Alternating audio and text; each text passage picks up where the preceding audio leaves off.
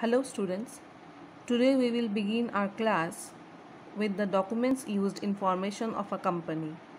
Now children, you must be remembering that during incorporation stage in the formation of a company, I had discussed with you about few of the documents which we needed which were needed to be formed during the formation or registration of the company. So those documents were MOA, Memorandum of Association, AOA, Articles of Association, and Prospectus. So these are the three basic documents which are needed for forming the company. Along with that, we need certain other documents like the PAN card, the Aadhaar card, the other identification proofs which are needed about all the members during the formation of a company. But these three are the basic or the main documents which is needed for the formation of a company. Okay, so today we will discuss about Memorandum of Association in details. So let us get started with the discussion. So here we have the meaning of MOA. Now, Memorandum of Association is the document which describes the basic objectives and the purposes and the other forms or the norms of the company, and it also describes the relationship with the shareholders, with the board of directors, and on what method it will be applying in its course of action, that is the scope of operations.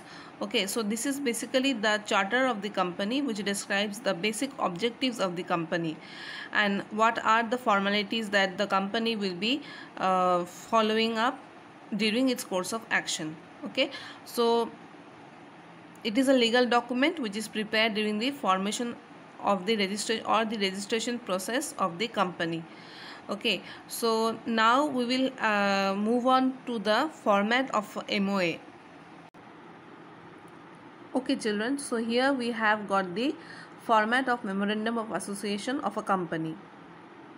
See, the first one is the name of the company. So here the name of the company will be written.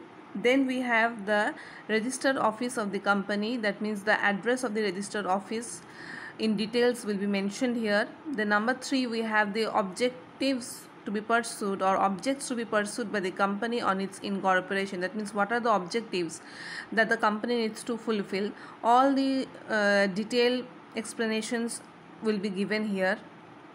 Then matters which are necessary for furtheration of the objects specified in the clause 3. So now each clause or each objectives will be defined again in a much more elaborated manner. Okay, so this is the subclause of number 3. So this is somehow the Memorandum of Association looks like. Now we will be moving on to the clauses or what are the contents of Memorandum of Association. Okay, so this 1, 2, 3, whatever points you are seeing here in this format, that will be discussed in details. Okay, so let us see that. So now you see children, this is the clauses that the MOA contains. First one is name clause. Now in this clause what happens is the company's name will be mentioned. Okay, then we have registered office clause. That means this clause is also known as situation clause. This will be describing the address of the registered office of the company. Then we have object clause. That means the objectives of the company will be described in this clause. Then we have liability clause. What are the liabilities of the members or of the company? Then how that liability will be distributed among the directors or the shareholders or the other interested parties. Everything will be defined here.